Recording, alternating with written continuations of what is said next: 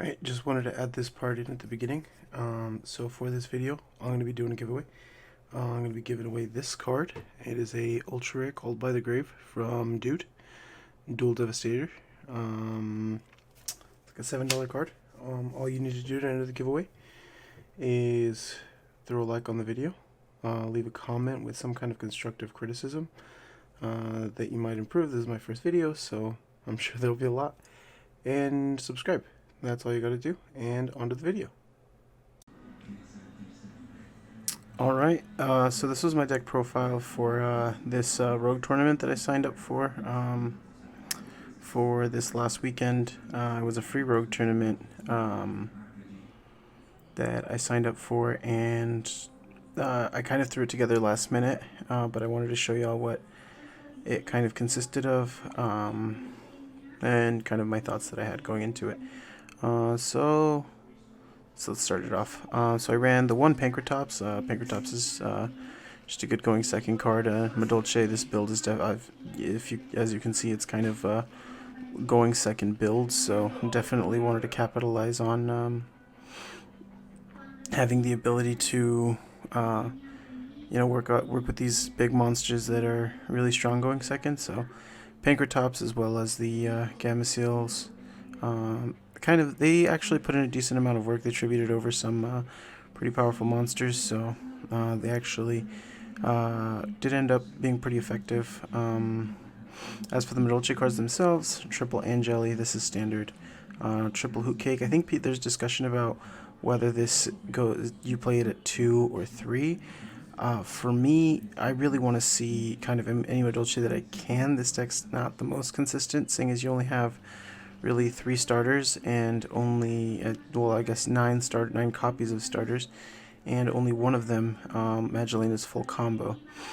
So, with seeing cards like Messenger Lotto in here that don't do anything to start a combo, I really wanted to see as much as I could in terms of good starters. And Hoot Cake, although not ideal, is definitely better than opening with something like Messenger Lotto or Pudding Cess, which don't do anything, especially when you get some kind of support card to go with it, like a Salon. Tends to work pretty well. Magdalene, pretty standard as well. This is full combo just by itself, so really good starter card. Next up, the 2 Messenger Lotto. It's pretty standard as well. Some people talk about going to 1. I don't think you can go to 1 with this card. You want to proc it twice. During full combo, you do proc it twice, and you really want to get that because you want to be able to search both your chateau and your ticket, and if you draw into one of those, then there's no reason not to go into like a Solana or a Promenade. Really, you want to search all of these spells. You want to have them live as much as you can. The one tech that I went with 1 cat. My thinking behind this was, trying to deal with consistency issues. I didn't want to see, for example, like a Petting Sasur that wasn't live. I could proc it with the cat. That never came up. In retrospect, I would cut this cat, just run an upstart if you don't have a 40th card. That actually would have worked probably better. Going through, Petting Sasur is obvious standard card. This card is what kind of brings this deck back into... 2018 is when it came out, but really makes this deck run fluidly, competitively with other Rogue decks that you would be playing against. Pudding Cess, kind of the same thing as Messenger Lotto. You really don't want to see it in your hand. It's a bad card.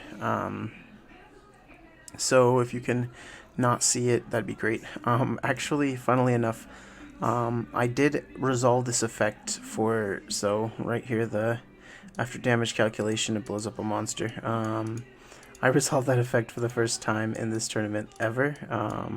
Of course, I did it. I went Petting Sasur first, but I believe I still lost that game. So it was, it's a decent effect, but I mean, you don't really ever get a chance to go into it. So it's a pretty dead card. You run it because Petting Sasur demands it. So it's a pretty big garden. I went with double Nibiru in my main. Rogue decks still tribute summon, or still summon a lot, so double Nibiru is perfectly acceptable. I should have probably gone for the triple Nibiru. That actually probably would have been better. Seeing Nibiru sometimes, I think, no, or not seeing it actually cost me the game a couple times. Next up, Lightning Storms. Just an all-around good card. Especially for going second, you just getting the opportunity to either clear out your opponent's board before going into your turn, or if not, then at least baiting out a negation. There's a big difference going into a board that has a Savage Dragon Live versus no Savage Dragon Live, so it's a big deal. Sucks that this card's so expensive. I wish I wish I could afford them in real life, but online they're great. 2 Chateau, and this is pretty standard. You want it up just to boost your monsters, but you want to be careful about the timing at which you use it. You can actually proc Pudding Sis, Chocolate Mode effects using it, so this is a standard part of full combo. Running 2, it was a good ratio. Triple Salon. Same thing. I think 3 of this is pretty standard. This is the new card, and it actually works extremely well. I actually didn't see it a whole lot this tourney. I wish I had seen it more. With a double summon effect, it's a big deal. And the second effect to search out this promenade is also really strong. 2 ticket, also pretty standard if you see it and you played at the right time. It's another extender that you have. Triple Extravagance. I know Madolche lists kind of go back and forth on this, but card advantage is card advantage. So sometimes it sucks you lose double Chocolat, but it's too strong of an effect not to play it, in my opinion. Triple Impermanence. Nice thing about Impermanence is that it's not a monster, so it doesn't conflict with your Petting Sisur. Yeah, that's really all there is to say about that. Double Promenade. I didn't run 3 because, since it's searchable with so many different options, you can search it with Salon, you can search it with Messengelato.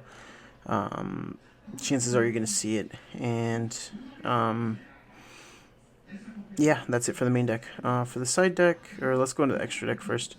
3 Chocolate a la mode. This is your big beater. This is your boss monster that's going to kind of win games. It sucks that it doesn't have any kind of protection effects. That's one thing that it's lacking versus 2020 cards. But it also doesn't have any kind of lockdown effects for your opponent. So that's kind of unfortunate as well. Triple Tiramisu. You don't go into this as much as you used to. I think I'd be fine with only playing 2 if I wasn't running Extravagance. But this card, when you do go into it, it's absurd. It's literally a +4. If you're not procking, or if you are procking Chateau, if you're procking Ticket, it's a +3, but it's a much higher tempo +3. Really strong card. Definitely, you need at least 2 to play in this deck for sure. Glass Souffle. She's kind of your wall. You end up using her more as like a combo piece, actually. But if you're going first, you can set her up as a wall, kind of backed by the Fresh Sistar to protect your spells and traps. Also a pretty strong card. I did have 2 rank 4s. I had Baguska and Dweller, pretty standard rank 4s. I never went into either of these. I'd probably still keep them in there, but yep, didn't go into them. Lastly, I had Borlo Dragon. Sometimes you have an established board and you don't have an out to a monster, so Borlo Dragon's just a good way to out those monsters. Yeah, in general, he's fine. I don't think I went into him at all, but I don't think I came into it like a situation where it came down to going into Borlo where I could, and it was the right play. Although, that's just one tourney. It was only 5 rounds, so not a whole lot of, not a very large sample size.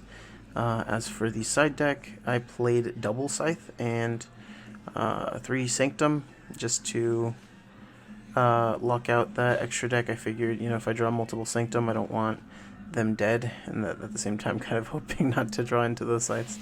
which is a little bit riskier, but like if I can draw into Double Sanctum and actually shut off their extra deck for 2 turns, that there's no way I'm not winning that game. Like I feel like that's basically guaranteed. Triple Phantasme. This is a bit redundant with the Nibiru. A lot of decks this format were actually, in this rogue format, were actually not playing a whole lot of Link monsters. So this was a little bit weird. Probably could have gone with another card in this side that would have been a little bit more powerful. Triple Evenlies. I figured if I'm going second, like for certain, then if I win game 1 and I know for sure, and I can expect them to make me go second depending on what deck they're playing, or if I lose game 1 and I get to pick, then throwing the Evenly in there is actually like it's just another 3 copies of Lightning Storm. It's actually better than Lightning Storm in certain situations where in retrospect it might have been better to swap these out, but that's kind of what I went with. Finally we got the 3 Gamma and the driver. These were also, I was playing in I was planning on playing in going second matches. I didn't end up playing them, but I think there were definitely matchups where it might have been preferable to go into it than evenly. But yeah, that's going to be the deck. Overall, I went 3-2. However, I did. That's kind of not completely accurate, but my record ended up being 3-2. I actually bubbled out of the top 8 into getting prize. So it happens. But in general, this is the deck that I went with. Minor changes that I would have probably made, but overall, yeah, that's it. Thanks for watching, guys.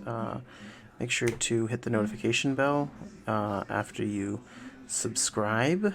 I'd really appreciate it, and more than likely I'm going to be doing some kind of a giveaway that I will have mentioned at the beginning of this video. So thank you very much. Y'all have a good night.